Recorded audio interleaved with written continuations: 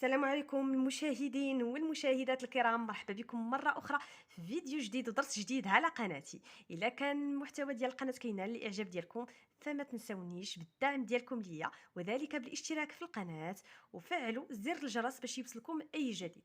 بالنسبة للدرس ديال اليوم هو إعداد التمارين ديال تقويم ودعم التعلم الوحدة الخامسة، يعني بالنسبة للدرسين التاسع والعاشر في مادة الجغرافيا.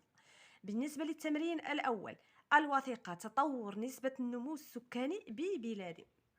فهنا يعني هذه الوثيقة كتبين لنا تطور نمو السكان ببلادنا ما بين السنوات، يعني ما بين 1952 إلى غاية سنة 2019، وهذه هي نسبة النمو السكاني. يعني كنلاحظوا واحد الارتفاع ملحوظ ثم بعد ذلك يعني تنخفض نسبة النمو السكاني. بالنسبة للسؤال الأول، أعرف مصطلح النمو السكاني وطريقة حسابه. فما معنى النمو السكاني؟ النمو السكاني هو ارتفاع أو انخفاض في عدد السكان خلال فترة معينة، ويتم حسابه من خلال حساب حاصل النمو الطبيعي، يعني عدد الوفيات مع عدد الولادات، كنديروا الفارق ديال عدد الولادات مع عدد الوفيات، وحاصل الهجرة كذلك عدد الوافدين وعدد المغادرين. فيعني هكا كنحسبوا النمو السكاني، كنحسبوه من خلال حساب حاصل النمو الطبيعي وحاصل الهجرة. بالنسبة للسؤال الثاني، أصف وتيرة تطور النمو السكاني ببلادي وأميز بين مرحلتين مرة منهما. فالنمو السكاني عرف تزايدا سريعا ما بين سنة 1952 إلى غاية سنة 1994، ثم بدأ يعرف انخفاض في السنوات الأخيرة.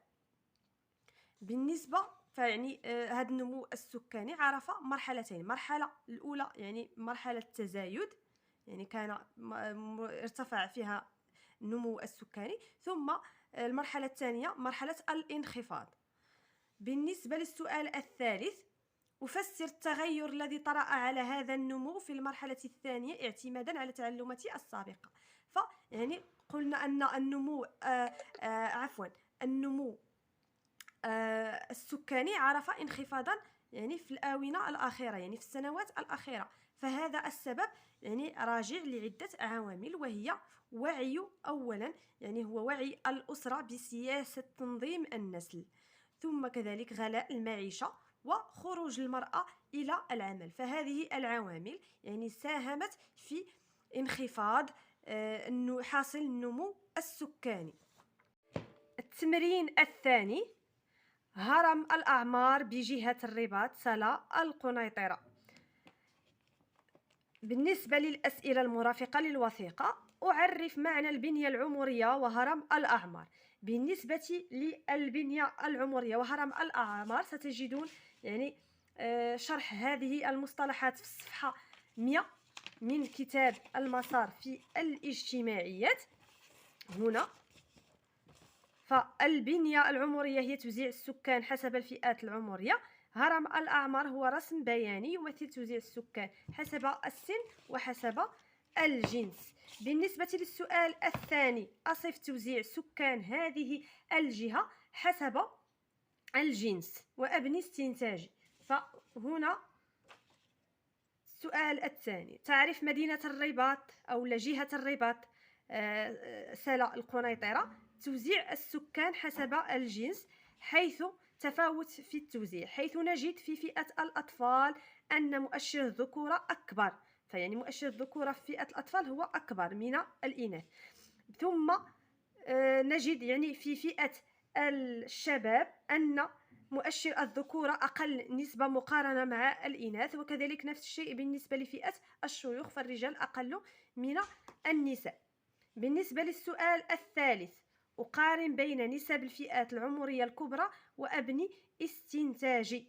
فهنا يعني من خلال هذا هرم الأعمار، فإن يعني فئة الأطفال تعرف نسبة متوسطة بنسبة 27.4%، بينما فئة الشباب يعني نسبة عالية بنسبة 63.3%، وفئة الشيوخ بنسبة 9.3%. بالنسبة للاستنتاج يعني نستنتج أن هرم الأعمار بالنسبة لجهة الرباط سلا والقنيطرة يعرف يعني فتوة وشبه، يعني نسبة الشباب يعني كبيرة مقارنة مع الفئات الأخرى.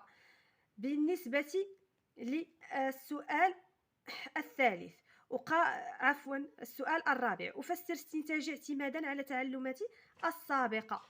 فهنا يعني هرم جهة الرباط سلا والقنيطرة يتميز بقاعدة عريضة حتى بلوغ سن 34، ثم يتدرج إلى الداخل كلما ارتفع إلى الأعلى، ويرجع ذلك إلى انخفاض في نسبة الوفيات وخاصة في الأعمار المبكرة.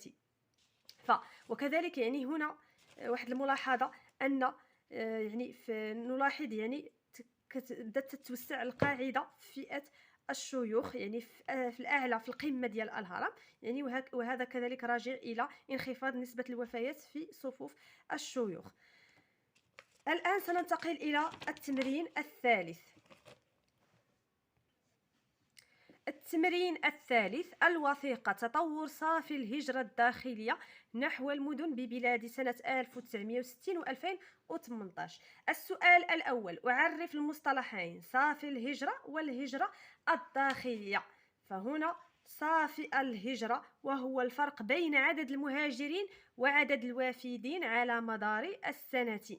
بالنسبة للهجرة الداخلية وهو حركة السكان داخل البلد. السؤال الثاني: أصف تطور صافي الهجرة الداخلية نحو المدن ببلادي وأميز بين مراحله. يعني هنا كنلاحظوا صافي الهجرة كنلاحظوا أنه ارتفع ارتفاعا يعني ما بين سنة 1960 وسنة 1994، ثم عاد لينخفض في سنة 1994 إلى سنة 2004، ثم يعني عاد ليرتفع ما بين سنة 2004 إلى سنة 2017. فهنا يعني عرف صافي الهجرة تطور بين أو ارتفاع بين سنة 1960 و 1994، ثم انخفض خلال سنة 1994 و 2004 ثم عاد ليرتفع خلال السنوات الأخيرة ما بين سنة 2004 إلى حدود سنة 2017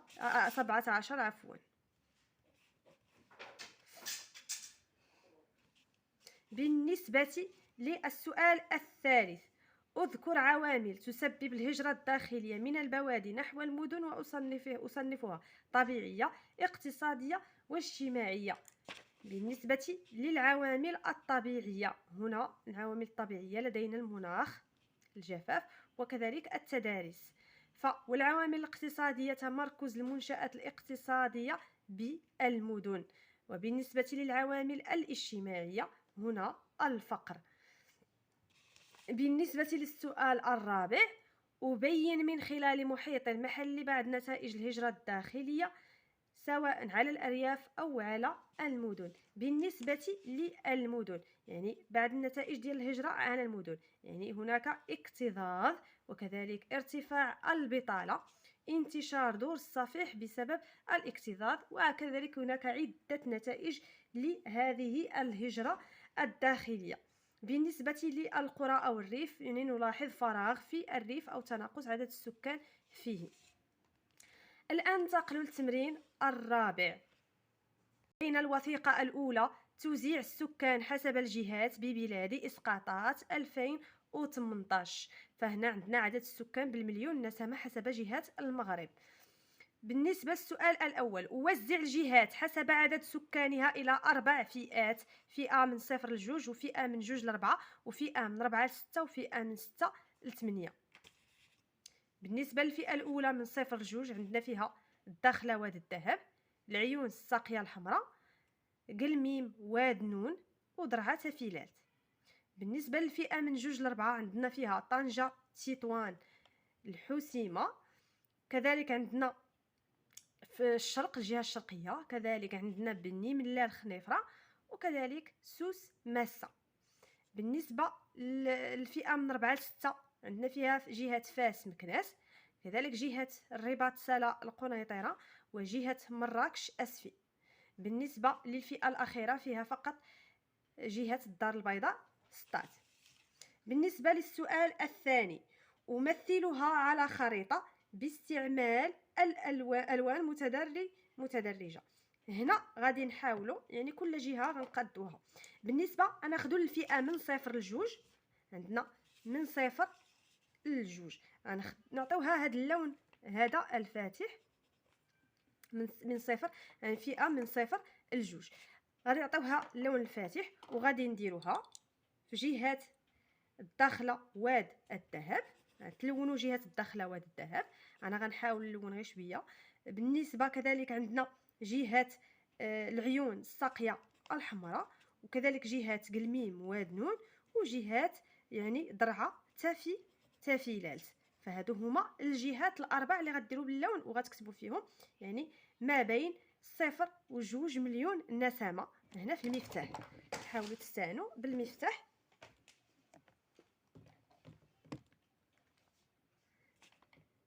ما بين 0 و2 مليون نسمة. يعني نتوما حاولوا تقدوا المفتاح كما بغيتوا. بالنسبة للفئة الثانية عندنا اللي هي غناخذوا ليها لون. انا خديت اللون، انا خديت الالوان اللي متواجده عندي حاليا ازرق. غناخذوا ليها اللون الازرق، غنديروا فيها طنجة طنجة تطوان الحسيمة هنا.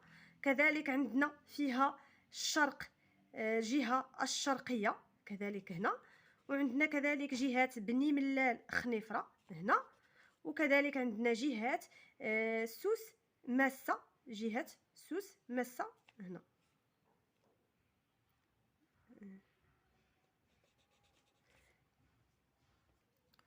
وفي المفتاح يعني غنلونو باللون الازرق وغنكتبوا ما بين 2 و4 المليون نسمه. بالنسبه للفئه من 4 حتى ل 6 غنعطيها هذا اللون هذا، وغناخذوا فيها الجهه ديال فاس مكناس، وكذلك يعني جهه الرباط سلا وقنيطره، وكذلك جهه اسفي مراكش صافي. يعني هادو هما الجهات الثلاث اللي ما بين الفئه ما بين 4 و 6. كذلك غتجيو نفس الشيء بالنسبه للمبيان المفتاح عفوا، وغتكتبوا ما بين 4 عفوا نكتب بالقلم 4 هو 6 مليون. بالنسبه للفئه الاخيره وهي الفئه ديال مدينه اللي كتخص جهة الدار البيضاء سطات، غنعطيوها هذا اللون البني الغامق، وغنكتبوا يعني في المفتاح ما بين 6 و 8 ديال المليون نسمة. فهكا غنكونوا يعني سالينا الرسم ديال الخريطة. فإلى هنا غنكونوا وصلنا لنهاية هذا الفيديو هذا. نتمنى أن الفيديو ينال الإعجاب ديالكم. دمتم في رعاية الله.